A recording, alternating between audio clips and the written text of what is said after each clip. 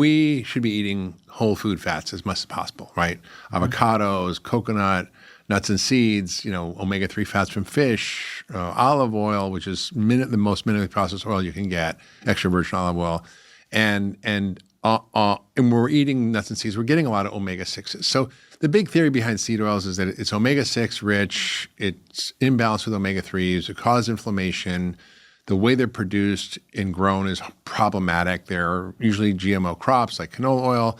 They spray lots of chemicals on them. Those chemicals get in the oil. They're manufactured in an industrial way that oxidizes them, that uses hexane to get rid of some of the compounds in it, deodorizes them, bleaches them, and then they're easily oxidized. So would I want to eat an industrial food product? Probably not. Do we know for sure that it's a problem?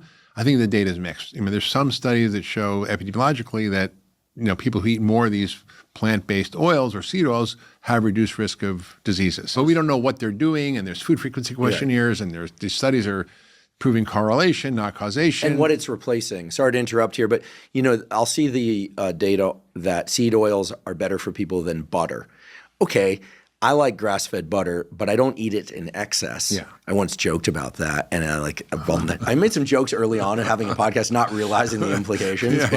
Anyway, I'm very careful now. I have some butter in moderation. Yeah. But so I could imagine that if you're eating a lot of lard and butter and bacon fat and you replace it with seed oils, you'll get healthier. But maybe.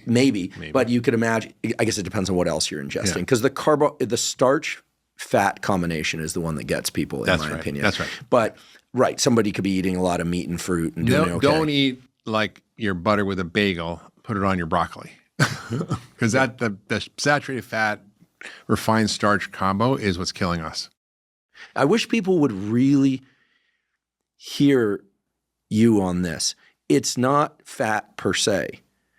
It's not starches per se. It's the combination of fat and starch, and in particular, fat, starch, and sugar. Yeah. Well, starch, sugar. Like below the neck, your body can't tell if it's a bowl of sugar, a bowl of cornflakes, or a bagel, or a bowl of sugar. So if I put a pat of butter on a bowl of white rice, is it that bad?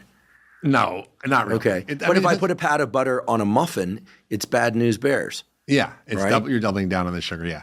And I think, to answer your question about the seed oil, the data is not really completely answering this. And it's part of the problem with nutrition. There's not enough nutrition science.